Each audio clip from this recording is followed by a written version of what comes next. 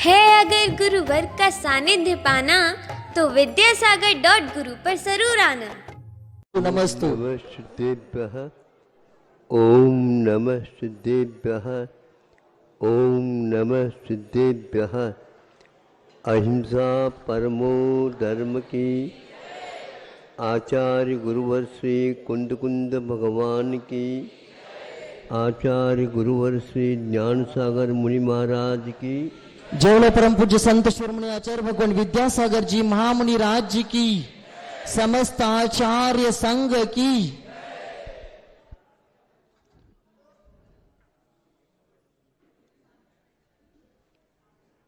आप लोगों ने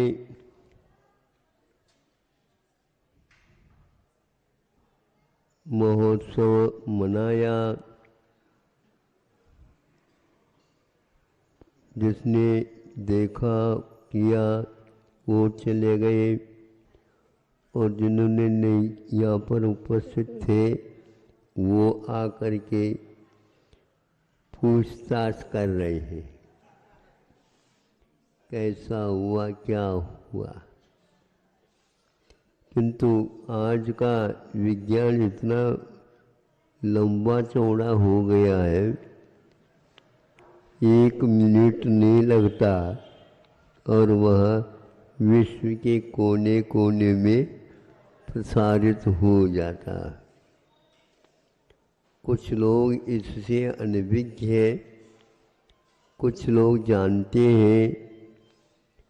जानने वालों को और पुष्टि मिलती है, और जो नहीं जानते हैं वो देख करके सोचने को बाध्य हो जाते हैं। विदेश के लेख के बारे में हमने एक बार पढ़ा था।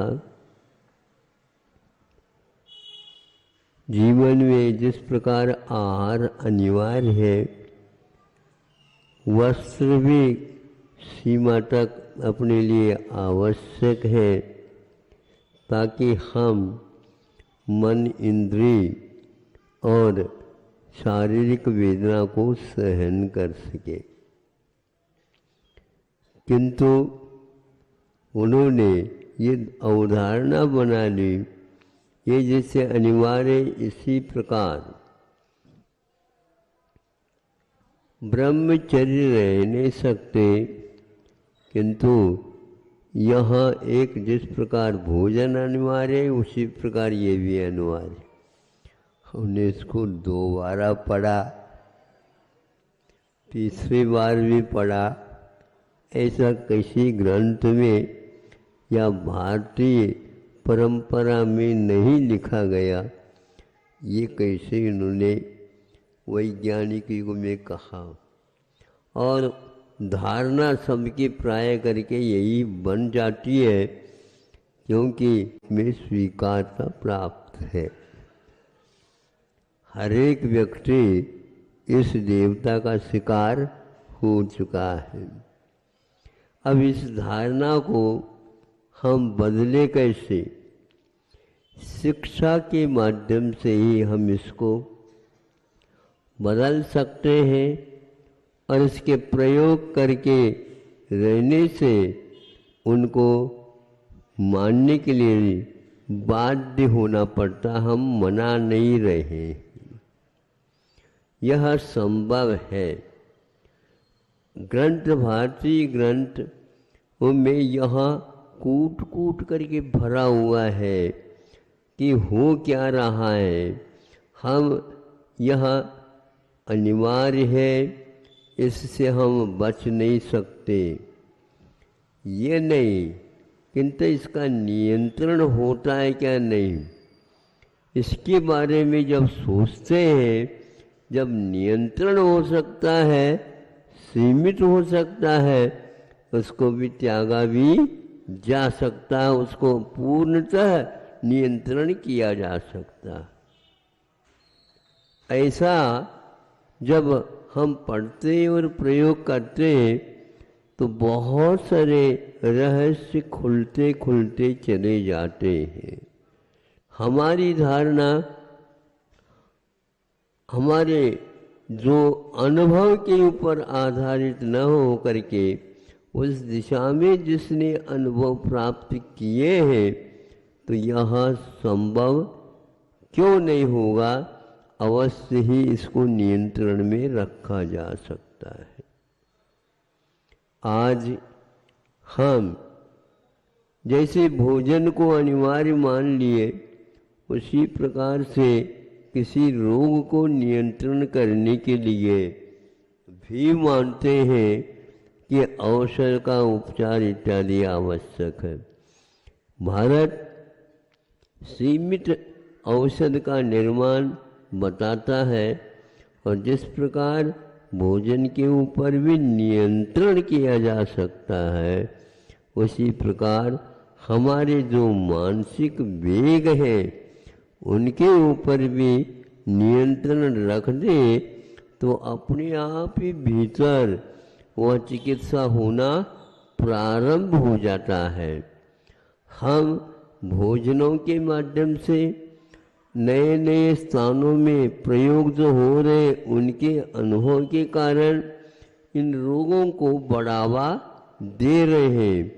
और यहाँ तक कि यह अनिवार्य जैसे भोजन है, उसी प्रकार यह चीज़ भी लेना अनिवार्य है, जिसके द्वारा रोग नियंत्रण में होता नहीं। ऐसे ऐसे भी भोजन के लिए अनिवार्य बताए, जिसके द्वारा आपके रोग हो ही नहीं सकते, और यदि प्रारंभ हुआ है रोग तो वह दूर भी हो सकता है। जैसे रत्नकरण श्रावकाचार्य में हमने पढ़ा, आप लोगों ने भी पढ़ा होगा, दूसरे को पढ़ाया भी होगा और प्रयोग भी किया होगा। अष्टमी और चतुर्दशी के दिन हम क्या खाएं? कुछ उपवास करते हैं, कुछ एकासन करते हैं, कुछ उपवास एकासन नहीं करते हैं, तो क्या क्या करना चाहिए ये भी उल्लेख उन्होंने किया है। तो उसमें ये कहा है कि विशेष रूप से भोजन को न करके केवल क्षुधा निवारण हेतु, क्योंकि आपको आगे वृत्ति बनना है और जिह्वा इंद्र को मजबूत करना है, तो ऐसा नीरस इत्यादि के खा ले, चल जाएगा। तो इधर देखा पन्ना फेर करके, वहाँ पर ये लिखा था कि यह अष्टमी और चतुर्दशी के दिन एक दिन विशेष रूप से भोजन के पाबंदी के लिए कह रहे हैं। अन्य दिनों में क्यों नहीं? यह चूंकि अनुवृत्ति है, प्रतिदिन नहीं कर सकता। प्रतिदिन गरिष्ठ आहार, योग्य आहार वो बना बना करके घर के सदस्यों को और स्वयं को सेवन करता रहता है। इसी प्रकार इसको पचाने के लिए क्या लेता है? तो उसमें लिखा तांबूल शब्द का प्रयोग किया है उन्होंने, जिसको आज आप लोग अपनी भाषा में पान खाना। ये पान क्या है? पान अर्थात पेय पदार्थ नहीं, किंतु भोजन करने के उपरांत उसको पकाना है, पचाना है, क्योंकि गरिष्ठ माल आपने ले लिया, खा लिया, और वो कैसे पचेगा? तो आप प्रयोग करिए। तो यह उसमें एक चूना है, कट्टा है, पान का पत्ता तो मूल है। तो अब उन्होंने यह अष्टमी और चतुर्दशी नहीं करना, उसके दिन ये नहीं करना, और उस दिन भोजन भी हल्का फुल्का लेना अनिवार्य, तो ले लो, नहीं तो उपवास कर सकते हो। ये देख करके हमने सोचा कि पान को वहाँ पर भी रखा है। दूसरा, वहीं पर पान के साथ साथ उन्होंने नशादीनम कहा है।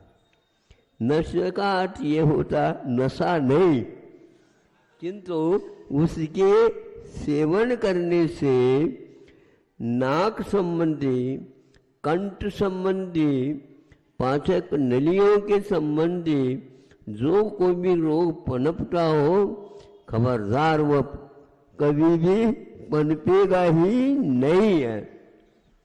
कैल्शियम का संग्रह हो सकता है तो नहीं होगा, किंतु उसके जाने से, क्योंकि क्षार है वो, और क्षार है तो गांठ को भी गलाने की क्षमता रखता है। इसलिए गृहस्थ को कहा तुम तो ये भी लेते रहो, लेकिन अष्टमी और चतुर्दशी के दिन तो कम से कम मत लेवो आहा। ये इसको पढ़ने से हमें ऐसा लगता है कि आपको अनुव्रत के साथ साथ महाव्रत की शिक्षा भी मिल रही होती है। बाद में ऐसा नहीं, बाद में तो वृद्धावस्था है। पहले ऐसा करो, हाँ, उपवास करने का अभ्यास करो। दानम पूजा शील मुवासो चवविहान श्रावयानाम धम्म, ये श्रावक के धर्म के अंतर्गत आ जाते हैं। तो उधर हमारी दृष्टि चली गई, ना नश्यानाम, ऐसे पदार्थों का भी उपयोग करना अनिवार्य है जिसके द्वारा भीतर आपने स्वादिष्ट, गरिष्ठ, मिष्ट नहीं समझे ऐसे पदार्थों का सेवन किए हो, पचाएगा कौन? उसके योग्य श्रम करो, उसके योग्य ये इन चीजों का सेवन करो। उन्होंने निषेध नहीं किया, लेकिन आजकल जो गुटका गटका क्या आ रहे हैं, बस वो दृष्टि जाती है तो ये ऐसे ये नशीली नहीं है, तो यह अपने महान महान रोगों के उत्पादक है। कंठ के जितने भी रोग होते हुए देखने में मिलता है, वह तांबूल ले लेता है तो ऐसे वह 24 घंटा खाता रहता है, भोजन चलता रहता, उसके साथ में उसके रखे रहते। सोते तो मुंह तो है, सोने का अर्थ नहीं खाना ऐसा थोड़ी कहा गया। वो कहता है मुंह चलता रहे, जैसे स्वप्न आते हैं उसी प्रकार खाता रहे। हाँ? ये गलत हुआ, ये अतिरेक हुआ, और पढ़े लिखे भी इसको ले रहे गड़बड़। अब कंठ के कैंसर जितने भी होते हैं, और वह पान गुटका गटका इसी के कारण होते हैं। अब महाराज आशीर्वाद दे दो, हम ऐसे व्यक्ति के लिए आशीर्वाद नहीं दे सकते। इसका पहले क्या कर लो, फिर आप शरीर तो छूटेगा, यह नहीं रुक सकता। 4-4, 5-5 शल्य चिकित्सा बार हो जाती है, फिर भी नहीं छूटता। सामने वाला व्यक्ति भी आपके लिए ज़्यादा बात नहीं करता, पैसे तो निकाल लो। एक ऑपरेशन शल्य चिकित्सा में लाखों रुपए खर्च होते हैं आप लोगों की, क्या करोगे बताओ? इसलिए कैल्शियम की मात्रा भी होना चाहिए, और गरिष्ठ को पाचन करने के लिए इसका लेवल सेवन करना अनिवार्य है, ऐसा बता देते हैं, ताकि तुम स्वस्थ रह सको। नहीं तो दुनियादारी की दवाइयाँ आज तो तैयार है अनिवार्य रूप से। सभी देशों ने कोरोना के ऊपर वैक्सीन तैयार किए हैं, कोई भी बचा नहीं, लेकिन एक दूसरे के ऊपर किसी भी वैक्सीन का विश्वास नहीं है। ऐसा क्यों? जब विज्ञान है तो समान होना चाहिए, नहीं हो पा रहा। इसमें भी बहुत कुछ रहस्य छिपा हुआ है, ऐसे लेख आदि सुन रहे हैं, पढ़ रहे हैं, तो उसको भी आप ध्यान में रखिए और आयुर्वेद के बारे में भी सोचिए। वह पान के लिए भी एक स्थान पर दवाई के रूप में स्वीकार करने के लिए किया है। इसके कारण जो भीतर का अन्न तो पचेगा ही, जो विकृति पैदा हो रही है वो भी सारे के सारे समाप्त होते। एक और बता करके मैं समाप्त करता हूँ ताकि आप लोग इसको याद रखेंगे। ये बाल तोड़ वगैरह होते हैं ना, बाल तोड़, ये बाल तोड़ के लिए एक वैद्य के माध्यम से हमने सुना था, ये इसको ठीक कर देगा। ये इतना जल रहा है महाराज, इतना ये हो रहा है, लाल लाल सुर्ख हो रहा है, ठीक है, भीतर जो है विकृति सारे सारे एकत्रित हो रहा है और बाहर आने को आतुर है महाराज। बहुत जलन, रात में नींद भी नहीं आ रही। नहीं, आज कोई बात नहीं, रात में नींद नहीं आती है तो रात बड़ी होती है तो भीतर काम कर रहा है, हो जाएगा। तो उसके लिए भी उन्होंने कहा यदि उसको आप भीतर से बाहर जो कुछ संग्रहित है उसको निकालना चाहते हैं, चीरा फाड़ा मत करो और ये पान का पत्ता उसके ऊपर बांध दो। हमने कहा ये तो रत्नगढ़ श्रावकाचार पूरा आ गया पान के ऊपर और तांबुल के ऊपर, और उससे और दूसरा लगाने के उपरांत 1 हफ्ता भी नहीं लगेगा, निश्चित रूप से भीतर का माल बाहर आए बिना नहीं रहेगा। और यदि उसको शुरुआत है तो उसको दबा भी सकते। कैसे दबाए? उसी पान को उल्टा बांध दो तो वह दबा देगा। देखो दवा कैसी है, आयुर्वेद की चमत्कार तो देखो। उल्टा करके रख दो, पलटा करके रख दो। तो इस प्रकार आचार्यों ने आप लोगों के लिए शाकाहारी और तामसिकता से बचाने के लिए ऐसे कार्य किए हैं। तो यह एक प्रकार से बाल तोड़ जो है भीतर गांठ के रूप में है, उसको पकाने का काम वह ब्रिटिश अधिक काम करते हैं, ये निश्चित हो चुका है। अब चीरा फाड़ी करोगे तो 1 महीना लगेगा और उसके बिना ये काम करेंगे सस्ते में काम होगा।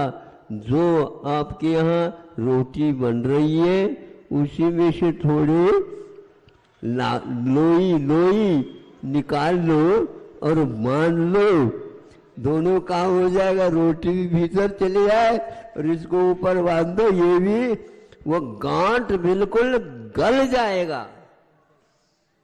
ये पुलिस का चमत्कार है, इसलिए आज रोगों के चमत्कार देख रहे हो तो आयुर्वेद में औषधों के भी चमत्कार कम नहीं है। आचार्यों ने चिकित्सा संबंधी भी बता करके वे इतने नहीं किंतु एक मंत्र देते हैं, इस मंत्र का उच्चारण करो, तुम्हारे मन में जो गांठ बनी है, सुन रहे हैं, वो गांठ भी पिघल जाएगी। हाँ, जिसके प्रति आप वैर है और देखा नहीं जाता, सुना नहीं जाता, उनके प्रति अब ऐसा भाव हो रहा है, ये सब मन में जो गांठ है उनको भी शारीरिक, मानसिक और बौद्धिक जितने भी अल्सर हैं और कैंसर हैं वो सब कैंसर हो जाते हैं। सस्ता है ये हमारा, और हजारों वर्ष पूर्व से पहले लिखा गया है। तो ये आज आपके सामने एक प्रकार से भीतरी भाग में होने वाली विकृतियों को बाहरी औजार के बिना भी कर सकते हैं। आज अनेक पैठी है, औजार ऐसे ऐसे आ रहे हैं, करोड़ों रुपए में यंत्र आ रहे हैं, कोई काम नहीं कर रहा है। इसलिए अपनी बुद्धि को थोड़े से आप धो धा करके और ऐसे सात्विक ग्रंथों के अध्ययन करो, या जिन्होंने अध्ययन किया है, प्रयोग किए हैं, उसके संशोधित औषधों का सेवन करो, तो आपका दोनों ही जीवन ठीक बनेंगे। अहिंसा परमो धर्म की जय। बोलो परम पूज्य आचार्य भगवान विद्यासागर जी महामुनि राज की।